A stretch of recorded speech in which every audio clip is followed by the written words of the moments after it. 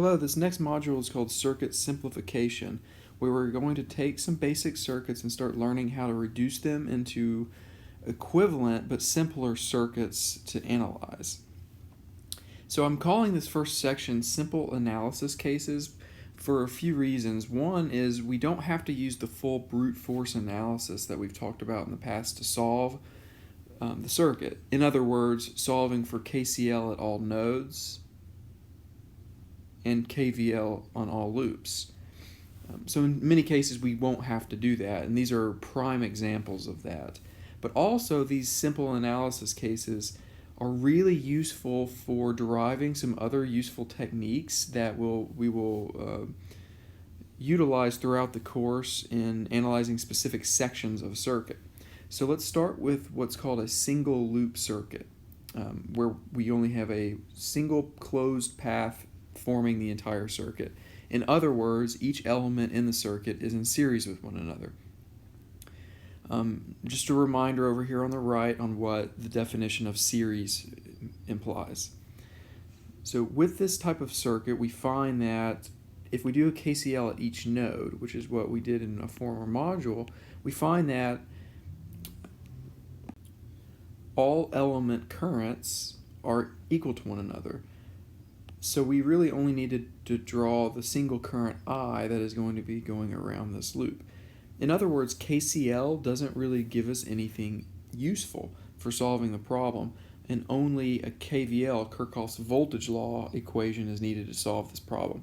So for example, for the problem shown here on the top right, we can write a KVL as, if I'm going around clockwise with a convention that a voltage rise is positive, I write this as 10 volts minus V1 volts minus V2 volts plus 5 volts minus V3 must equal 0.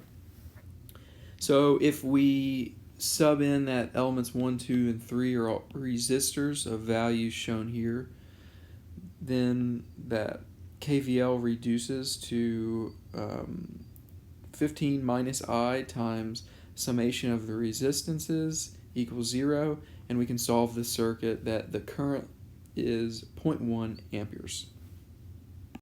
And we did so without having to do a KCL, because again, KCL just told us that current I is going to be traversing around this loop. So you may have noticed in the former slide that the KVL equation was able to be greatly simplified. Specifically, we ended up summing the 10 volt and the 5 volt, which represent the voltage sources, and we have a like term in all the resistors, and that's they have the common current, I. Therefore, when we pull that out, we end up summing the resistances.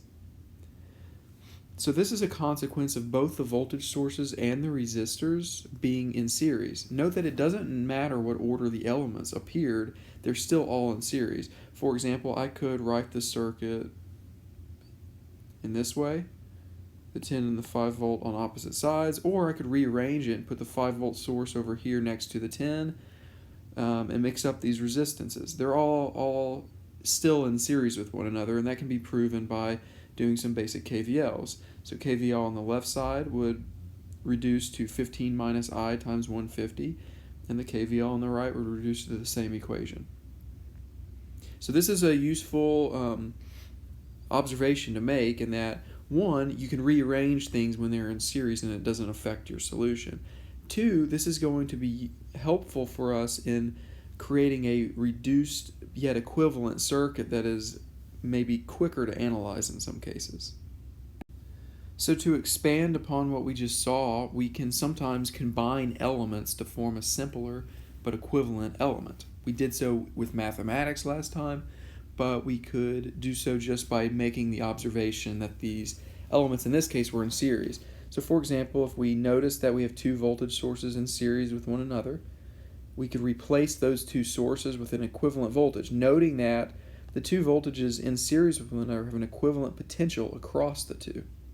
So we can redraw that as a single source, and in this case that the equivalent voltage is just going to be given as the sum of the two. Note that it's a perfect sum here because the polarities of the two are equal to one another. Likewise on the bottom, same thing, they're in series with one another, so we just sum them. But note that in this case, the polarities are opposite of one another.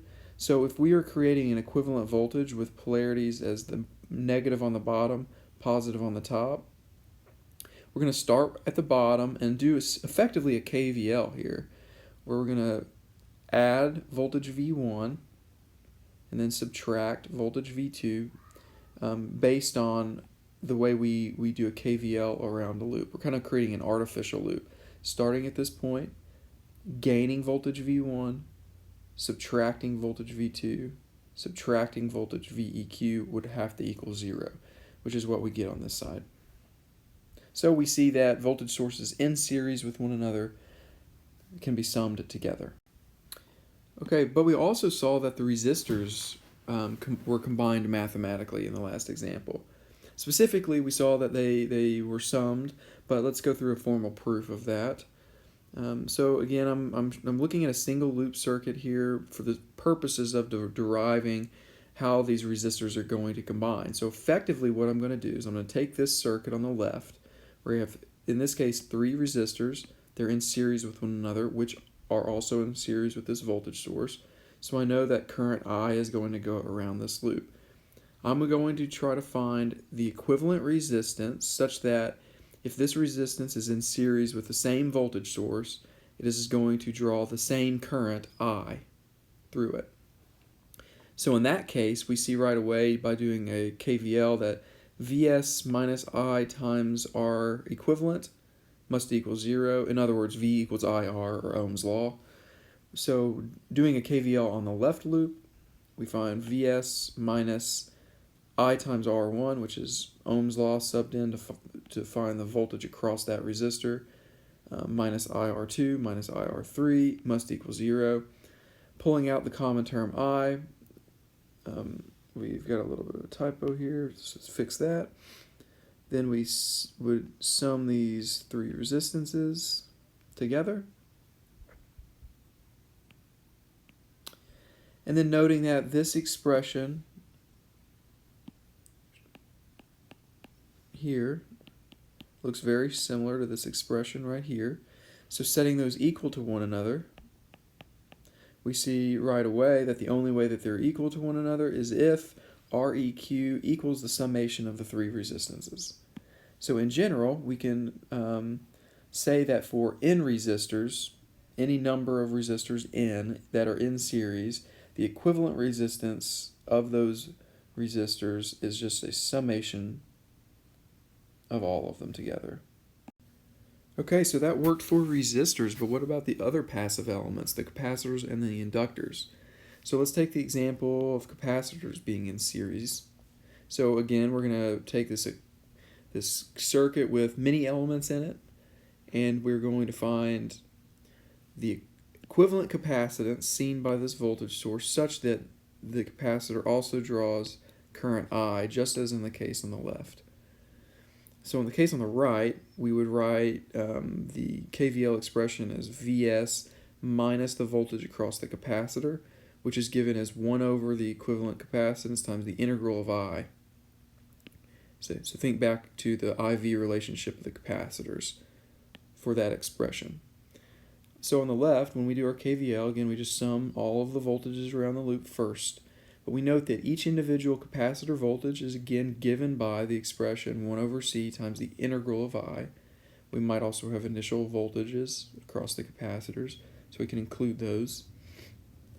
Therefore, we can perform those substitutions for each individual voltage. So Vs minus 1 over C times the integral of I, minus 1 over C2 times the integral of I, and so forth for any number of capacitors.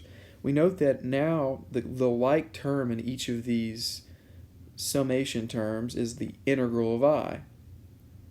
So if we pull out the integral of I, we're left over with a summation of 1 over C1, 1 over C2, 1 over C3. Okay. We also have, again, the initial conditions, and they're going to be summed together. So therefore, we can, when comparing this expression here, underscored in red, to the expression over here, underscored in red, we see that they must be equal to each other, and in in order for them to be equal to each other, we see that 1 over C equivalent equals 1 over C1 plus 1 over C2 plus 1 over C3. In other words, C equivalent is the reciprocal of the sum of the reciprocals. So in general, for n capacitors in series, we can write this following expression, that the equivalent capacitance is, again, the reciprocal of the sum of the n capacitor reciprocals.